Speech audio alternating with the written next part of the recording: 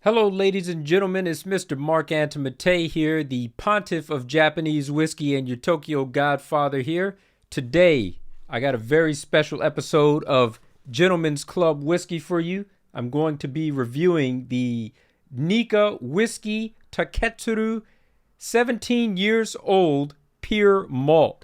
This one was gifted to me for my birthday back early January, so I'm getting ready to sip on this one. But it's not the first time that I've had this, as I've actually reviewed it, and the review is inside of my book, 50 Japanese Whiskies, available now.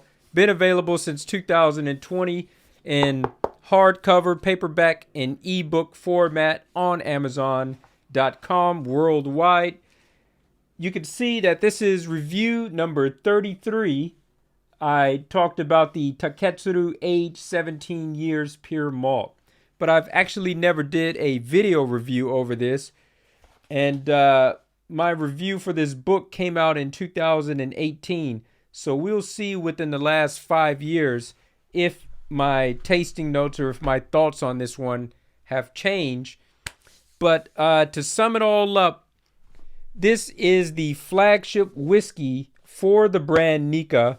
And this one was made in honor of its founder, Mr. Taketsuru Masataka. And this is a pure malt, meaning that it is a blend of malts from multiple distilleries, but it has no grain whiskey inside of this. And in fact, this is only Nikka whiskey inside of here. It doesn't come from any other distilleries.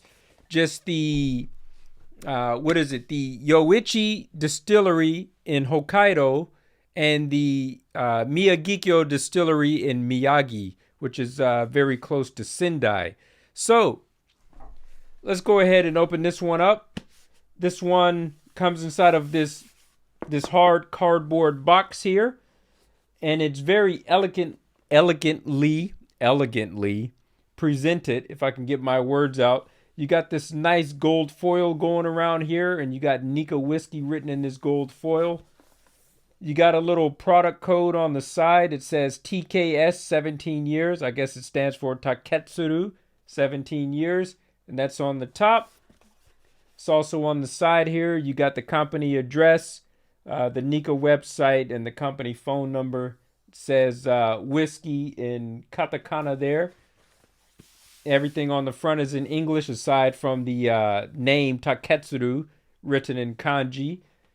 43% alcohol by volume, ABV. And this one would be 86 proof inside the United States. Now when you open this up, you pull off the front end of the box, you have this very nice presentation here.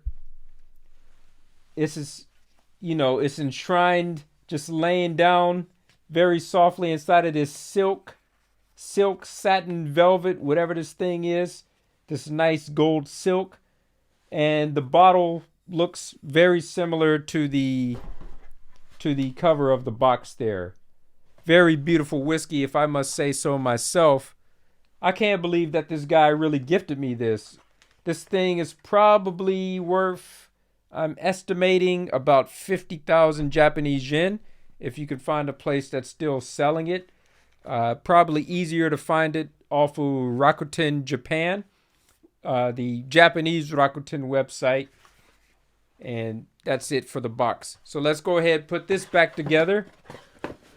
Move it to the side real quick. We're going to open this up for the first time. You got a nice little plastic seal that has some lift to it, that you just pull down on this tab and it's open like so. This one is a screw top. There's no cork inside of there.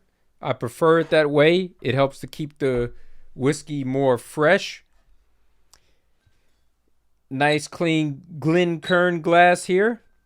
In fact, you know what? Let me put the top back on this one and I'll be right back. I actually think I got a Miyagikyo Kopita glass that I would like to drink out of for this review. Being that this is something special that I'm getting ready to pour, let me just go ahead and honor the brand with something from the brand to pour it in. Hot diggity dog. Yeah, baby. Look at that right there. Let me see if I have something that I can show this up against. So this one is a nosing glass. This is called a Kopita glass. But this one, that's not going to show up. I need to put it up against something a little bit more lighter.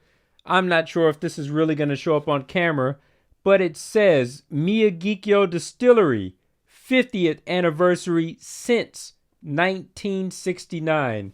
And you got the little layout of the Miyagikyo Distillery in Miyagi up there at the top. I don't use this glass enough, but I'm looking forward to using it today, I'll tell you that. So we're going to go ahead, put this Glencairn here off to the side, discard that, and let's crack this one open, this bad boy right here.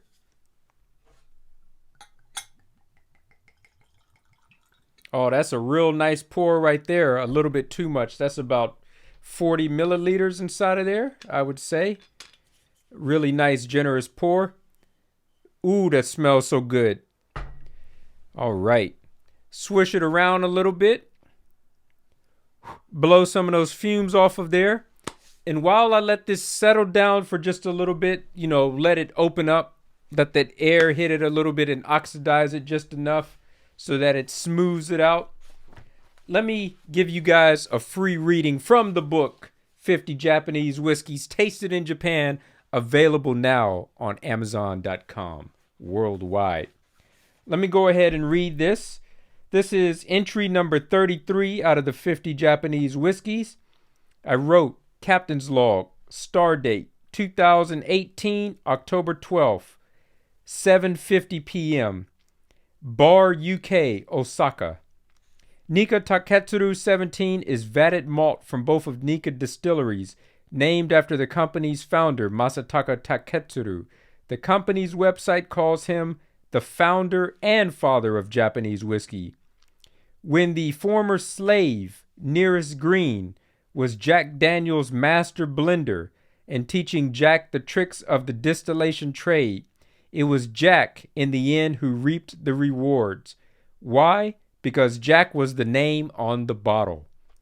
Similarly, it was Masataka Taketsuru who joined Kotobukiya, now known as Suntory, in 1923 and was their original master blender. He taught the company's founder Shinjiro Tori what there is to know about whiskey making. Suntory is the big name now around the world, but let's not forget who greatness in Japan started with. I don't know if I would be wrong by calling Taketsuru Pure Malt the flagship line of the Nikka company, but I feel like this is the one. It represents the direction Nikka goes with their whiskeys, closer to Scotch, with some liberties, rather than the Suntory route, which is one headed in a new direction.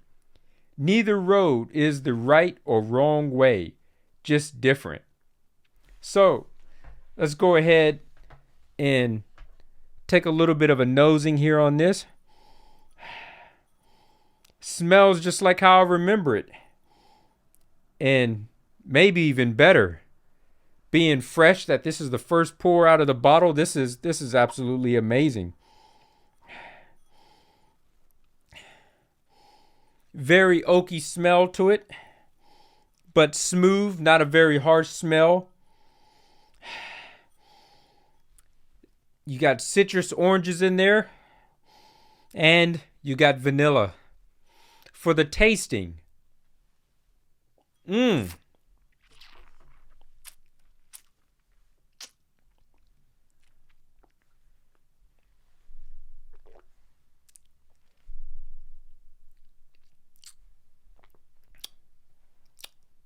really light smoke.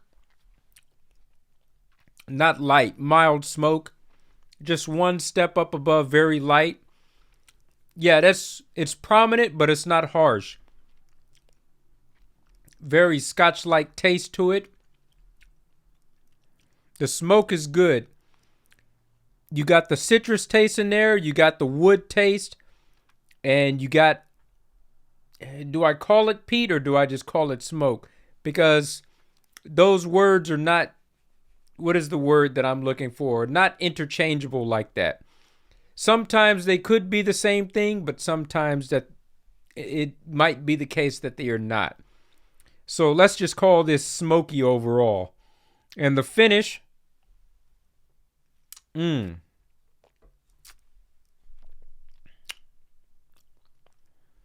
finish is also smoky. And it leaves a lingering taste inside of the throat. That lingering taste, kind of chocolate-like, kind of toffee-like. Pretty good. Pretty good. A little bit smoky. It's complex. It's a complex drink. Let's go back again. I got this pipette here from Glen Kern. I never actually did a review over this one proper. I guess I really don't need to, but I would like to give it its own individual video, but not today. I got some freshly poured water here. We're going to take this pipette and dip it inside of there and pull this out. And let's go ahead and put that inside of our drink.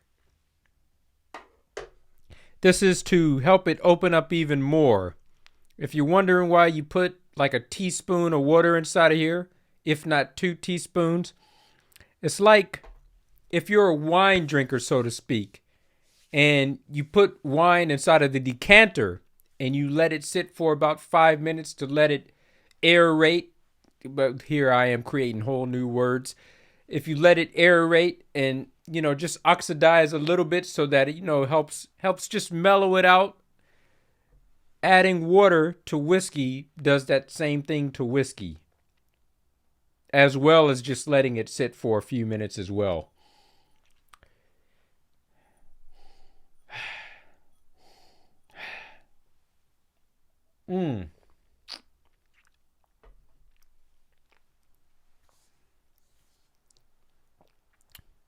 Really nice and smooth, fresh. I would say that my tasting notes inside of the book were very spot on because it still tastes the same as I remember it from 5 years ago. Not much, if anything, has changed about it at all. The reviews here, as well as now online for the world to see. It's a very good pour. I'm not going to be drinking this one that often. Only on special occasions am I going to save this for. There's some writing here on the front. I would actually like to read this out to you guys because I don't think I mentioned anything about it. Let's see what it says here. It says, from Glasgow, Masataka Taketsuru's passion took him to Scotland to learn the art of distilling. Returning to Japan, the father of Japanese whiskey founded Japan's first malt distillery and carefully created a whiskey with the very finest fragrance, body, and taste.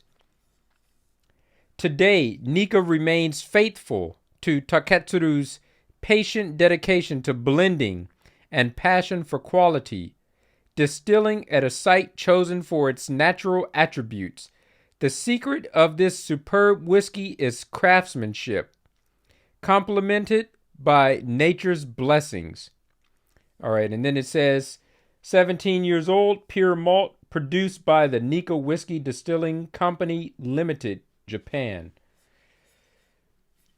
So one thing that I would like to mention on here, it says he chose a distillation at sites with natural attributes. The Yoichi Distillery that's located in the most northern part of Hokkaido. This place in Japan has the closest climate to that of Scotland. So it's not the same, but it's similar enough. And he was trying to get a whole new distinctive taste when he opened up the Miyagikyo distillery, something that was going to be unique and separate apart from the Yoichi distillery. So having two places with two distinctive tastes that are separated from one another. But this is the harmony, the fusion of both of these distilleries coming together, a 50-50 melding of new and old, so to speak. And it creates this harmonious blend that you find here. Harmonious, simple, yet complex. I call it complex because there are some notes inside of there that are just difficult to explain. So complex in the sense that it's unexplainable. It probably is. I just have to try a whole lot harder to try to really reach and delve into this and try to pull these additional notes out of to explain what it tastes like.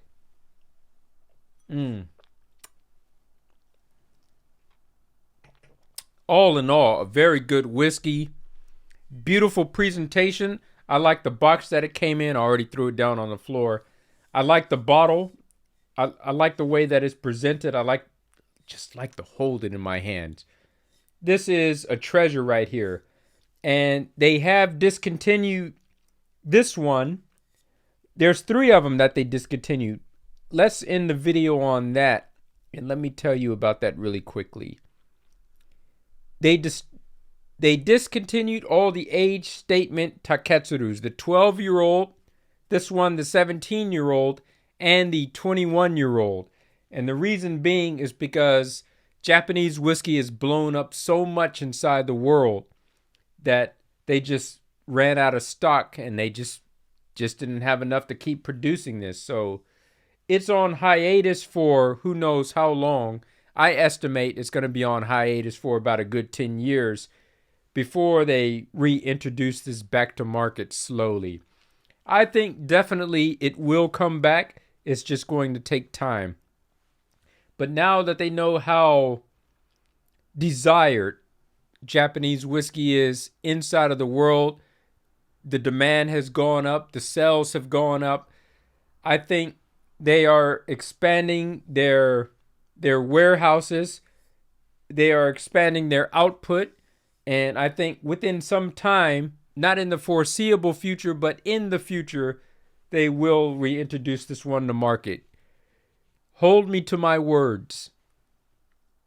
All right. Yeah, that's it. Anyways, I thank you guys for watching this episode of Gentleman's Club Whiskey. I've been your host, Mr. Mark Antomate. Salute to you wherever you may be out inside the world. Make sure that you guys drink responsibly. And as always, gentlemen, you guys know what to do. Keep it classy. I'm out.